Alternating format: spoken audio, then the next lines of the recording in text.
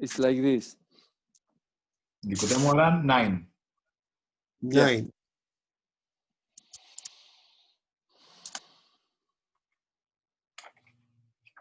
Okay, so where we were now, I guess you skipped a little bit, so you'll have to catch up with one of the others there and catch up with us. So, Yaakov, you have it? ויעקב שהוא כלול ל-12 שבטים, היה יודע כל מטה ומטה בשורשו. Are you with me? Yes. Okay, I'm going on 9. Obviously, if Yaakov is going to bless the 12 Shvatim, to be able to bless them, and each one got a different bracha, so obviously he has to know the whole thing about the Mazalot and the Shvatim, that each one has a particular place where he channels his tefillot. So he's the one that knows it the best.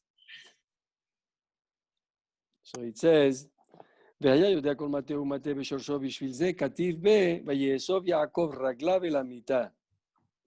You see, before he passes away from this world, it's an expression. Before a person passes away, we use the expression ויאסוף יעקב רגליו אל המיטה. The question is, what does רגליו mean? So רגליו can mean many different things. One of them is, I don't know why Mesod has like do you have a broken fluorescent or something? You look like you're in a lighthouse or something, un farol.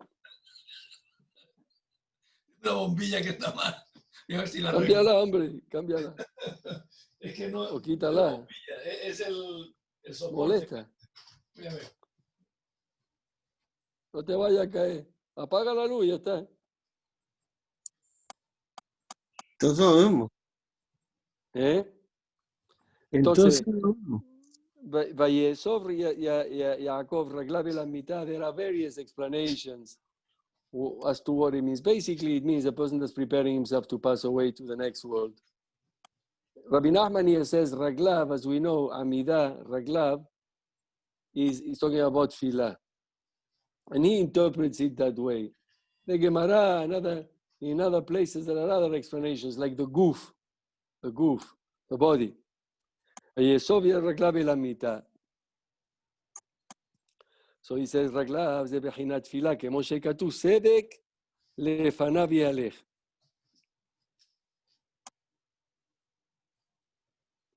So יהלך means הליכה, to walk. So the Chachamim say, what is tzedek yefanav yalech? In other words, what is it that walks in front of you? What is it that is an elite stove, is protecting you? So it's your ma'asim tovim and also your tefillah. So the Chachamim adoresh, tzedek lefanav yalech, what goes in front of you is your tefillot. שהיה מאסף כל התפילות, על כל אחד לשורשה, לשער השייך לו. So here, when we're talking about Yaakov, Yesov, Yaakov רגליו אל המיטה, it means, מיטה, you missed it, Eric, so I'm just going to touch a little bit. מיטה is mate. And mate, מיטה is the bed. Mate is the shevet. So Yesov רגליו El Amita means he put all the tefillot, Yesov means to gather in, all the tefillot, El Hamita, El Hamate. Doesn't mean here that he's getting ready to pass away. It means that he had the ability to be able to put all the tefillot of Am Israel, of his 12 children, each one in the right place, so that the Kadosh Baruch Hu answers them. So that is why he's able to bless them, because he knows exactly what each one is. And therefore he blesses them in accordance to what he is, so that he can become better in what his goal in this world is. Okay, so let's go on. so here he brought a proof. Basically, what he's bringing a proof to is to that Gemara that we learned a couple of days ago, that says that שיהא תפילתי סמוך למיטתי. So we had a difficulty. What does it mean that שיהא תפילתי סמוך למיטתי? So we are explaining the pshat is that as soon as a person gets up from the bed, he prays that he shouldn't get entertained and do other things. He should say his tefillah as soon as possible. But Rabbi Nahman explains it in a different way, in a deeper way. שיהיה תפילתי סמוך למיטתי means that it should be סמוך to my mate, that I should be truthful to my nature.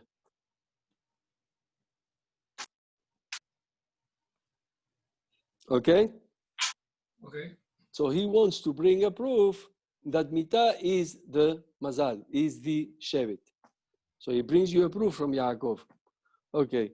It's quite involved, this Torah. If you really have to go over it yourselves, because it's like learning a Gemara, a daf of Gemara, except it's a bit different in the sense that it really touches on another aspect of the Torah, but it really is written like a Gemara. So you have to work a little bit yourselves at it, because otherwise it's just very repetitive. If I keep repeating myself, you're not going to know it any better, and it's just going to be very boring for all of us. And I'd rather you go over it yourselves. I've mentioned it before that you should learn together. Okay, so now we go on. Yaakov, we're talking about Yaakov Avinu. He knew exactly, as I said, how to, if he gave birth to all his children like that, he was a person that he was like the Sha'ar HaKolel. Sha'ar HaKolel is he has all the 12 in him. Obviously, if he was able to have 12 children like that, that can bring through the mazalot all the good to the world, because they are connected the 12 mazalot, the children. So he's like what you call the Sha'ar HaKolel. Sha'ar HaKolel means he's the door that has everything. Within him, he has the 12 gates. Te dice, גם היה כוח בידו ליתן חלק מחלקי העולם ליוסף. Right? He also had the ability through his, not only did he have the ability to cover the Sha'ar HaKolel, all the 12, all the mazalot, and bring down all the shefa down to this world, which he later gave over to his children, but he also had the power to give over things of this world to whoever he wanted. As you know, he gave an extra portion to Yosef. And it's interesting because the portion that he gives to Yosef is the portion that he took from him for himself from Esav. A portion that, Lechora, you could argue, belongs to Esav. And he was able to somehow, and we'll see how, this is what he discusses, to take away from Esav and give it to Yosef. If you really examine it a little bit, it's not exactly the same. It's not exactly the same, but there is a similarity, as we know, in everything that happened to Yaakov happened to Yosef. So in this respect, he had an enemy, a terrible enemy called Esav. So he didn't have a terrible enemy, but he had competition, which is Reuven. Because Reuven really, you could argue, was the Bechor, but you could also argue against that and say he was the Bechor, but he didn't really want to marry the mother. He didn't want to marry Leah. He wanted to marry Rachel. So really, you could make a very good argument to say that Yosef is the Bechor. And I don't know if I told you this, or I don't know if you know this, but when Reuven was born, Reuven in Hebrew means, look what a son I have. She's like, it's a name that provokes in the person that's hearing it admiration. In other words, that's what it's supposed to do. It's supposed to inspire you to admire Reuven. And he was admirable in a sense, because Reuven, the Ruach HaKodesh, he says, look what a son I have, that even though Yosef later, many years later, this is all Ruach HaKodesh opposition, when he was born, instead of wanting to kill him, he's the one that's going to want to save him, even though he's the one Yosef is the one that wants to take the Bechorah away from him. And he's not, she says, the Midrash says, Rashi brings it down, if you look at it there, when she called him Reuben, and he's not like my brother-in-law Esav, Jealous. who for no reason really wanted to kill Yosef. And look what a son I have, look how good he is. Nature has it that somebody that wants to take something that belongs to you, so to speak, is not clear. Nothing is clear here. It's not clear. Till today, we're still arguing about that, whether it's Esav or Yaakov. In the end, we'll see that it's Yaakov. And also to Reuben and Yosef is also not so clear. Unfortunately, you see that there's always problems between tzaddikim and the rest of Am Israel. But so Yaakov had the power in any way. What we're saying here now is what he took, he gave. In the same way that he took, he was able to give. So what he took from Esav, he was able to give to Yosef. And Yosef is in the same position as him. It's debatable whether or not he's the Bechor, just like it was debatable by him.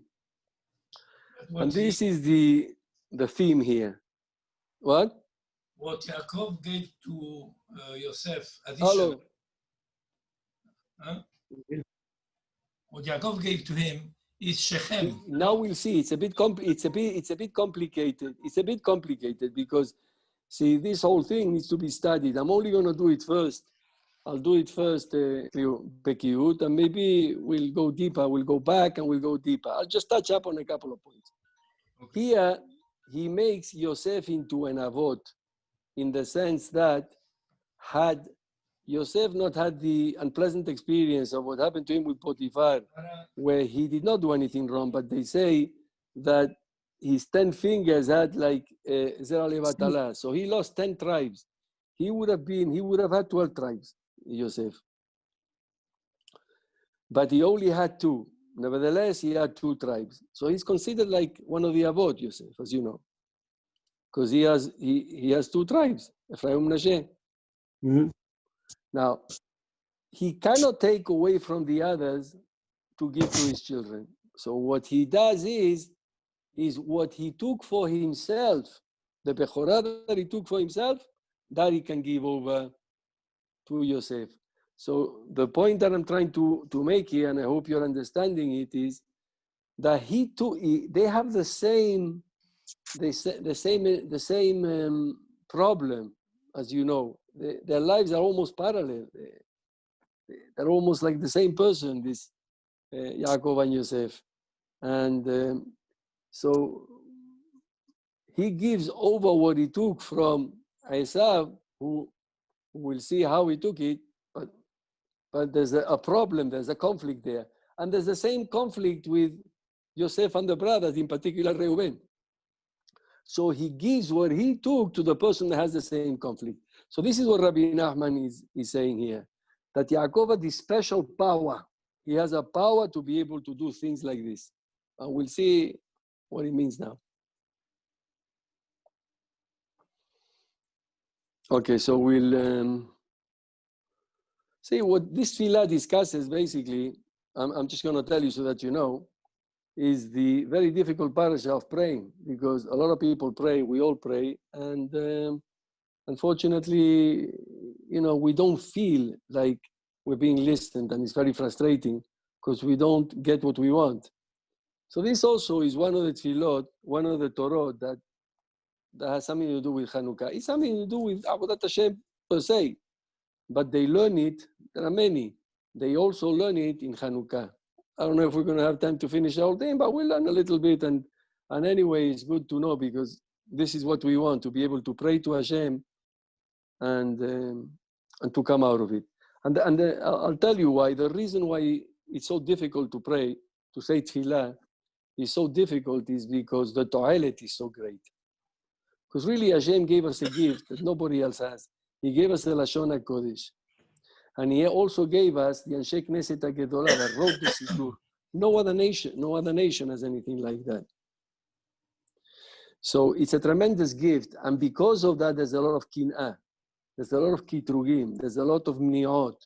The moment that a Jew gets up to pray in front of Hashem, You're surrounded with all kinds of accusations, all kinds of hitnagdut. As you all know, I'm telling you, it's amazing. If you want to become whatever it is that you want to become, just say Amidah and you become an engineer in half the time, because you're just going to know the whole course of engineering in just a few hours a day instead of going the whole day to university. Is the Yetzirah will give you anything so that you don't pray, even if it means giving you a doctorate. So you think about everything under the sun and you understand everything except the tefillah. It's amazing. I have it down packed. I never saw anything so difficult in my life. So Rabbi Nahman, he wants to help us by telling you, I'm going to put myself in the shoes of Yaakov Avinu, and Yaakov Avinu is the one that has the key to the 12 children. Israel. He is the one that had 12 perfect children, and he controls. Yaakov is really the one that controls all the mazalot, as he says here. He knows exactly how to bless the 12 children. So he knows what each one is. By knowing what the 12 children are, what you know is you know the nature of all the mazalot. That's what it means. So he knows how to get all the tefillot up. So he's going to try and get in the shoes of Yaakov Avinu to try and give us an advice on how to get our tefillot answered. So you're going to see later that he uses a very beautiful type of mashal, and that is, we don't really perceive it that way. We think we are very enlightened. And I'm a bit older than you guys. Maybe Mesot is almost about my age, I guess. But as I'm getting older, I'm beginning to realize that that it's not like that. It really is not like that. Rabbi Nachman goes as far as to say it's as if where a person, a human being in this world is in a dark room and he doesn't know where the door is. He doesn't know where the door is. And it's very unpleasant because when you don't know where the door is, you could be going in a different direction and you feel it's pitch black in there. So now what you need is siyata d'ishmaya to be able to open the door. There's a door. And if you find the handle and you come out, so you'll be able to go into a room with light. And there, obviously that means that you're going to gain your freedom, see, because you were in this dark room without any hope of ever getting out. This is how the Chachamim view the situation of a human being in this world. Unless he gets some type of connection with Hashem through the learning and the tefillah, this is the status of a human being in this world. It's very sad. But on the other hand, we should say, Ashrenu ma tov chelkenu, uma na'im goralenu, uma yafa meod yerushatenu, that he gave us the Torah, the Chokhmah, and the Tefillah. And this is basically what Yaakov gives over to Yosef, as you see. He's going to tell him, now I'm going to give you something extra. And this is what he gives him extra. He gives him extra, the Chokhmah means the ability to learn Torah, and also he blesses him that he should be able to pray to Hashem and get his tefillot answered. And who did he take that away from? He stole that from Isaiah. This is what we're going to see. Okay, so let's go a bit longer, and hopefully we'll be able to meet Palel Kadosh Baruch Hu better. With the help of Hashem. He says here, גם יעקב אבינו ליתן חלק מחלקי עולם ליוסף.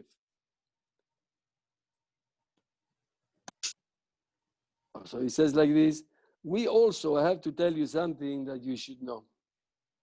We don't really know this, and because we don't know this, Rav Chaim of Volozhin, he wrote a sefer called Nefesh HaChaim. It's a very Kabbalistic book, and he's one of the Talmidim of the Vilna Gaon, and he wrote it because in the times of the Enlightenment, the Vilna Gaon, there was a very big mahloket with the Hasidim and so on. So for the Hasidim were noted to Kabbalah, and they were very afraid, the Mitnagdim, because of Shabbatai Tzvi and all that, people that are false Meshichim, unfortunately, and they caused tremendous suffering in the world. So they learned it, but they didn't really want to publicize it, make a movement, like a public movement out of it. So they had a big mahloket between them.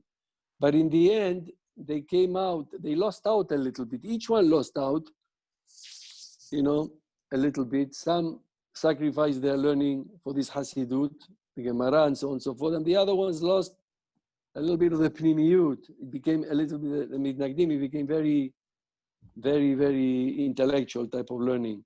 So he wrote a sefer called Nefesh HaHayim, and in there, the main thing that he wants to communicate with the world of Torah, the yeshivot, and so on and so forth, is that the tefillot, in particular, and everything else that you do, it gives life to the olamot.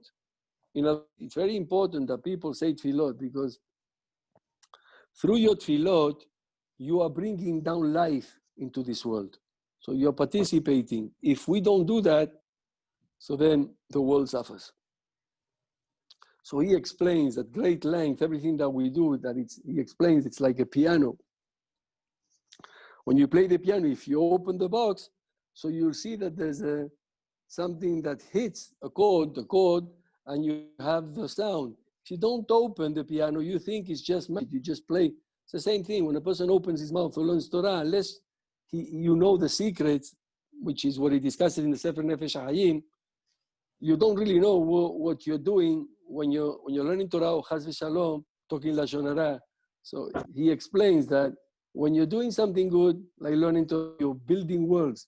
And that all that bracha comes to do. When a person does averot, like Lashon Hara, for example, taking speech, as an example, so you're destroying worlds. So he explains the whole thing so that people have more yirat shamayim. So he's touching on this subject here, Rabbi Nachman. So yeah, he's able to, he reached that madriga, Yaakov, where he had the ability to bring the bracha down to this world, and he passed that over to, as you know, Yosef. So he tells them like this, Moshe katuv, ani natati lecha Shechem echad al achecha. Now Shechem, as you know, is the place where Yosef is buried. Shechem. You probably know that. So in the simple meaning, it means I've given you Shechem, the town of Shechem, because he bought that from, as you know, from Shechem. He went and he paid Mea Kesita, he paid him. It's a coin.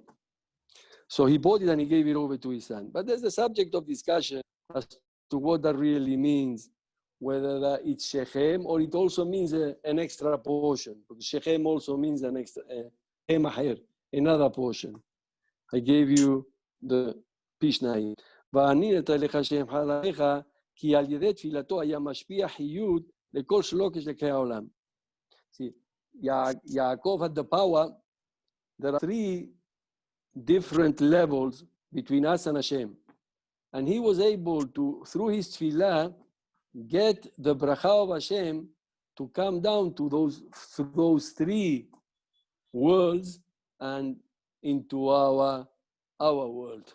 That's what Yaakov achieved. That's his power. לכל שלושת ערכי העולם, שהם עולם השפל. עולם השפל is עולם הזה, obviously שפל meaning the lowest world. ועולם הכוכבים, that is when you look up, you'll see stars. That's the עולם, what we call the עולם המזלות. That's what affects the world. That's what affects the high tide, low tide, as you know, with the moon and so on and so forth. ועולם המלאכים, עולם המלאכים obviously is a עולם that is above that all. So you have from this world, עולם השפל, then עולם הזה, עולם הכוכבים, מזלות, and then you have the עולם of the מלאכים, which is the closest one to Hashem. וזה, meaning this world, Shechem, is the ראשי תיבות for that. Shechem is עולם השפל, Shin, from Shechem, כוכב, Chaf from Shechem, and Malach. So according to this, doesn't mean Shechem, even though the pshat is Shechem. But not only did he give him Shechem, which is where he's buried, but he also gave him the ability to be able to bring down from Hashem to the Olam HaMalachim, to the Olam HaKochavim, and to this lowly world, the connection and the bracha to Hashem Yitbarach. Ki kol ze means all these three parts of the worlds of the universe. Zachar lahem Yaakov al yedei tefilato. How was he able to achieve this greatness? Was only because he mastered the art of tefillah. כמו שכתוב, as is written, ואני נתתי לך שכם אחד על אחיך, means I have given you this extra portion that your brothers did not get. How did I get that? אשר לקחתי מיד האמורי בחרבי ובקשתי. And we'll see what that means. I took it from the Emori, beharbi. Harbi in Hebrew literally means my sword. Bekashti means my bow and arrow. Upiresh Targum, Unkelo says, Bitfilati ubakashati. Rashi explains, Bechochmati ubakashati. Is a mahloket as to what that really means. And it goes even more than that. The Shas and the Midrash says,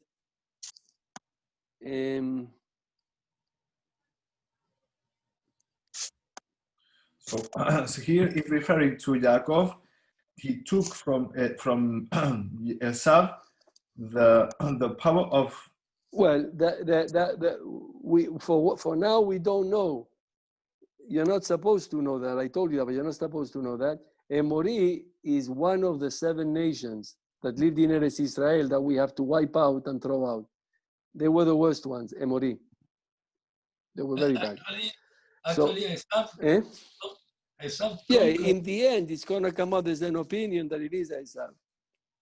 But it's a complicated subject, so we have to go a bit slowly. Yeah, but you got it.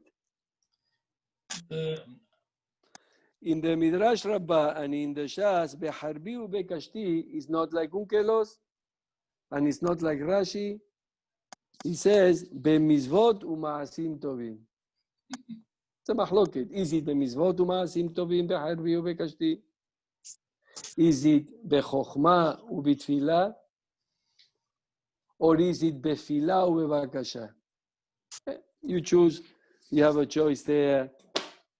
Basically, it means by doing the Ratzon Hashem. Basically, that's what it has in common. I was able to take this ability that I'm giving over to you, this extra that I took away from the Emori, whether it's Esav or the Emori, I'm passing it on to you. What's this Shechem? Shechem is Olam HaShafal, Shin, Shechem. Half of Shechem is Kochavim, Olam HaKochavim, Mazalot, and Olam HaMalachim, which means that when Yaakov prayed, there was no problem. The tefillah went up and down. There was no problem. It wasn't really much of a difference between what he was in Shamayim and what he was down here. His neshama in Shamayim and his guf down here were connected. So his mazal was very good. It flowed. There was no interruption. Interruptions come because we have averot, because we don't work hard enough. We don't pray enough. We do averot. We don't do enough mitzvot. So here you have a machloket. What is it that gives a person this ability to be able to get hurt and to bring down the bracha to this world? Is it mitzvot u'ma'asim tovim? Is it the Torah and the tefillah? Or is it the tefillah and hitbodedut? Anyway, try all of them and B'ezrat Hashem it will work. So this is what he tells. So now he says, we'll go on a little bit longer. Now, We have from that's 5 Yaakov. minutes. Okay, so we'll use those 5 minutes and then we'll carry on tomorrow with Hashem. So now Rabbeinu, he says, okay, that's fine. We've spoken about Yaakov Avinu, but what about us, ordinary people? How can we get our tefillot heard in Shamayim? So he says, אבל כשאדם עומד להתפלל, אזי באים מחשבות זרות בקליפות ומסערים אותו. The moment you get up to say tefillah, all of a sudden you're surrounded by all type of klipot and kitrugim and all kinds of choshech that don't let you, you think of everything under the sun except that you're standing in front of Hashem, unfortunately, which is what we discussed. As is written, there's a pasuk in Echad that says, Sakota be'anan lach ba'avor tefillah, which means that as soon as a person gets up to pray, it's as if a anan. Anan is like a cloud that doesn't let you connect with Hashem. A cloud. You don't even know. Yeah. All of a sudden, you were fine on your way to the synagogue. As soon as you get there, all of a sudden you feel, why can't I have kavanah? I don't understand. I can't even, I every time the same story, I wake up, I think of everything, and that's written down. Unfortunately, that is the matzav. It's very difficult. Uchtiv, says in the Tehillim, Saviv Reshaim, Ithalachun, it's a pasuk in Tehillim that the Gemara in Masechet Berachot discusses as to why people, unfortunately, get problems when they want to pray, and you'll see why now. Korum zulut livnei adam. So when a person that is not a tzaddik, he walks, korum zulut livnei adam means that a person, they don't let you connect with Hashem. So here, reshaim doesn't mean that you are a rasha. Reshaim, the klipot that don't let you pray. Reshaim hainu klipot. Saviv, Daviv means that they surround you, means these klipot don't allow you to connect to Hashem.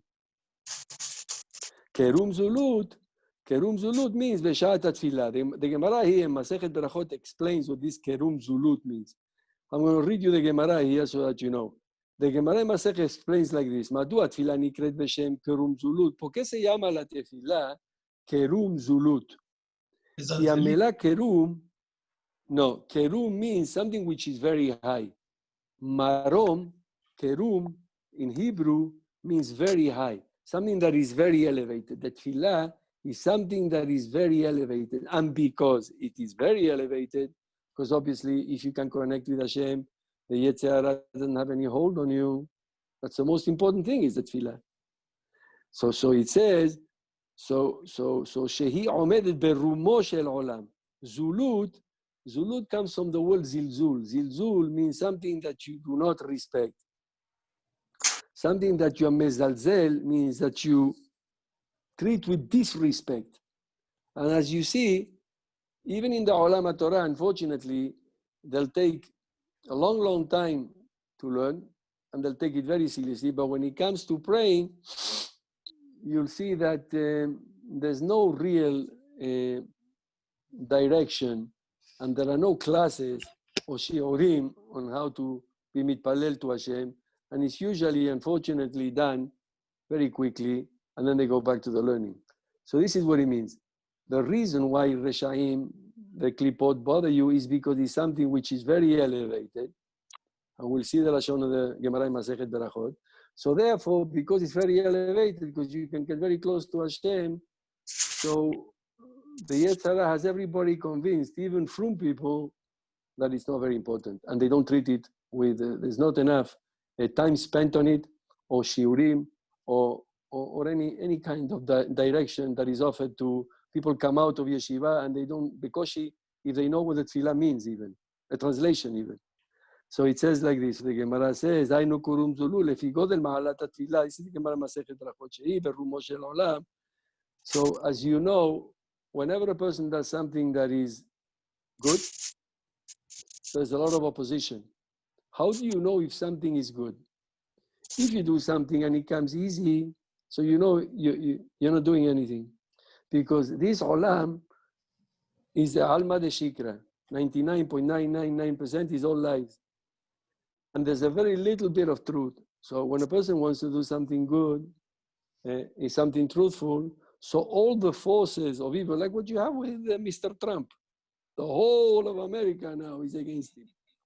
And public opinion, social, so all the social media, and why? Because he's trying to do something good. He's trying to help America to become what it should be, a country that believes in God with his marriage and no homosexuality and none of all this rubbish that they